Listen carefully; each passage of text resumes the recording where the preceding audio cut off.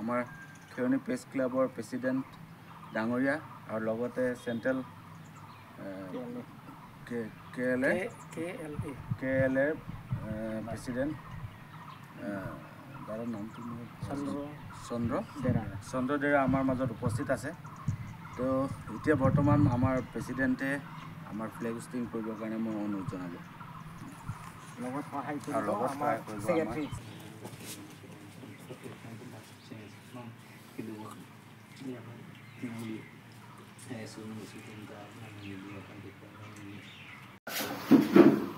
আজি খেৰণী প্ৰেছ ক্লাবৰ 19তম আছিলে ন 19তম জন্ম উদযাপনৰ আজি সভা মোক মানে কাৰ্বিল আহমেদ আম্মাই চেণ্ট্ৰেল কমিটি সদস্য হিচাপে মোক আমন্ত্ৰণ কৰি মোক খুব ভাল লাগিছে।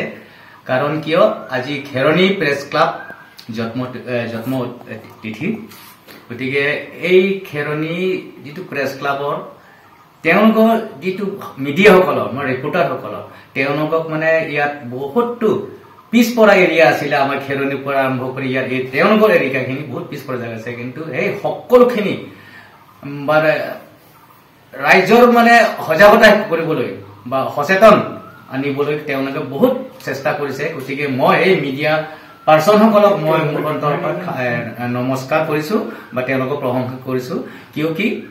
কিয় তেওঁলোকৰ সৌজন্যত আমাৰ ইয়াত পিছপৰা এৰিয়াখিনি মানে শিক্ষা বিভাগ বুলি কওক বা এডুকেশ্যন ক্ষেত্ৰত বুলি কওক, এৱাৰনেছ বুলি কওক, যিকোনো গাঁৱৰ মানে এৱাৰনেছ বুলি কওক, তেওঁলোকে একদম ফটককৈ কৰি থাকে কামবোৰ। গতিকে তেওঁলোকক মই আগলৈ তেওঁলোকৰ কৰ্ম তেওঁলোকৰ কামবিলাক আগুৱাই নিবলৈ ভগৱানৰ ওচৰত প্ৰাৰ্থনা জনাই তেওঁলোকক নমস্কাৰ দি মই ভাষণ সামৰণি কাঢ়ো।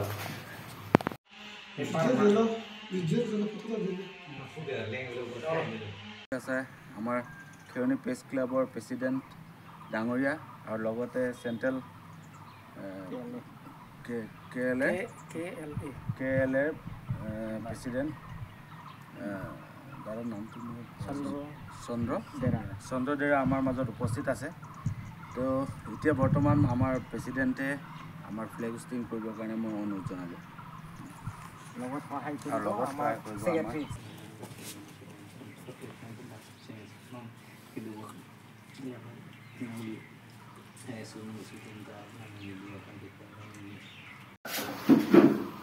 আজি খেৰণী প্ৰেছ ক্লাবৰ 19তম আছিলে ন 19তম জন্ম উদযাপনৰ আজি সভা মোক মানে কাৰ্বিল আহমেদ আম্মাই চেণ্ট্ৰেল কমিটি সদস্য হিচাপে মোক আমন্ত্ৰণ কৰি মোক খুব ভাল লাগিছে।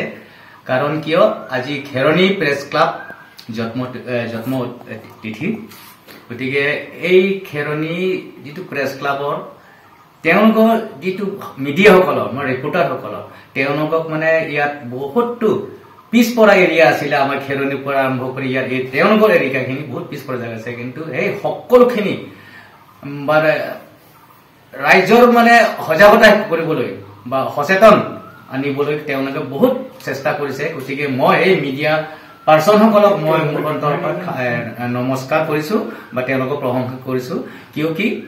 কিয় তেওঁলোকৰ সৌজন্যত আমাৰ ইয়াত পিছপৰা এৰিয়াখিনি মানে শিক্ষা বিভাগ বুলি কওক বা এডুকেশ্যন ক্ষেত্ৰত বুলি কওক, এৱাৰনেছ বুলি কওক, যিকোনো গাঁৱৰ মানে এৱাৰনেছ বুলি কওক, তেওঁলোকে একদম ফটককৈ কৰি থাকে কামবোৰ। গতিকে তেওঁলোকক মই আগলৈ তেওঁলোকৰ কৰ্ম তেওঁলোকৰ কামবিলাক আগুৱাই নিবলৈ ভগৱানৰ ওচৰত প্ৰাৰ্থনা জনাই তেওঁলোকক নমস্কাৰ দি মই ভাষণ সামৰণি কাঢ়ো।